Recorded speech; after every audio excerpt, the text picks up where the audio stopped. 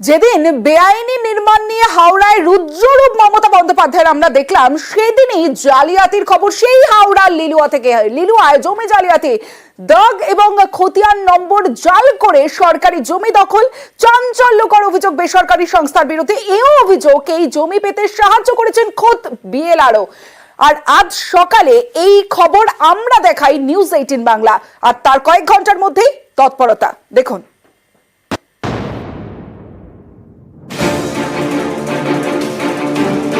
সরকারি জমি দখল রুখতে কড়া নবান্ন, এরই মাঝে চাঞ্চল্যকর ঘটনা হাওড়া লিলুয়ায়।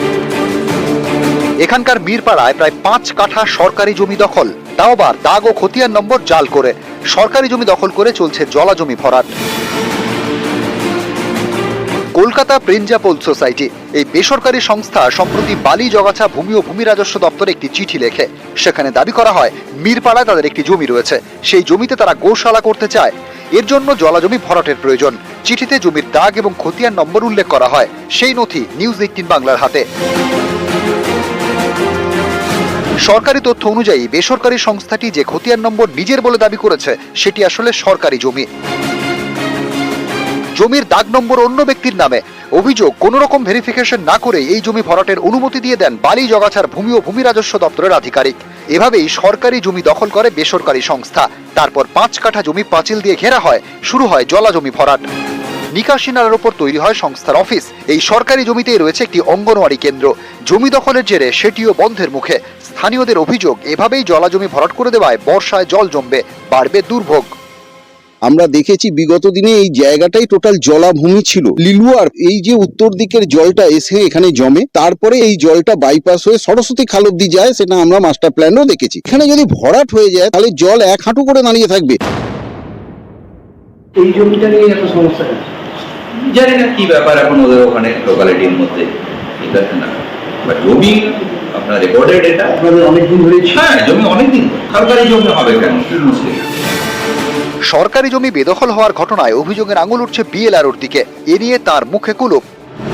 ক্যালকাটা প্রিঞ্জাল সোসাইটি, এদের একটা মিরপাড়ায় জমি, সেটা নিয়ে একটা কন্ট্রোভার্সি আসছে। সরকারি জমিকে তাদের নামে করে দেওয়া হয়েছে। আমি কিছু মিডিয়াতে কমেন্ট করতে বলতে পারবো না।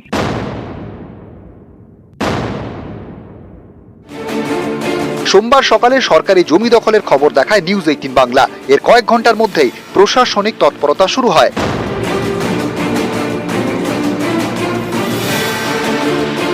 দখল হওয়া সরকারি জমি দেখতে যান বালি জগাছা বিএলআরও দপ্তরের আধিকারিক। তারা স্বীকার করে নেন সরকারি জমি দখল হয়েছে। সেই জমি ফেরাতে উদ্যোগ নেন, টাঙানো হয় ব্যানার। আরএস এর যে রেকর্ডটা আছে এবং এলআর এর যে রেকর্ডটা দেখা যাচ্ছে, সেটাতে মানে স্ট্যাটাসটা সালি দেখাচ্ছে। এবার পারমিশনটা কি দেওয়া হয়েছে না দেওয়া হয়েছে, আমরা ডিটেলসটা দেখে আমরা স্ট্যাটাসটা আমরা রিপোর্ট আকারে মানে লিখে থানাকে আমরা পাঠাবো। 21 সালে জবরদখল করে এই জায়গাটা ঘিরে রাখে। আপনারা এসে আমাদের জায়গাটা ফিরিয়ে দিয়েছেন, এটা অনেক অনেক ধন্যবাদ। নিউজ 18 বাংলাকে অনেক বড় ধন্যবাদ। আমরা সরকারের কাছে এটাই আবেদন করতে চাই, ছোট বাচ্চাদের স্কুলটা আর এবং আমাদের পুরনো যেরকম মাঠ এবং পার্ক ছিল, বাচ্চারা খেলতে আসে, এটা যেন আগামী দিনেও বজায় থাকে। এটা এখানে নিউজ 18 বাংলার খবরের জেরে অবশেষে নড়েচড়ে বসলো সরকার বা জেলা প্রশাসন। জেলা প্রশাসন বালি জগাছা ব্লক বিএলআরওর তরফ থেকে এই জমি পরিদর্শন এবং উদ্ধার করতে কার্যত হাত লাগালো। পুলিশের সাহায্য নিয়ে সেই জমিতে উপস্থিত হলেন খোদ বিএলআরও, যার বিরুদ্ধেই অভিযোগ উঠেছিল এই জমি বেসরকারির হাতে তুলে দেওয়ার জন্য। রাজু ভুইয়ার সঙ্গে দেবাশিস চক্রবর্তী, নিউজ 18 বাংলা, হাওড়া।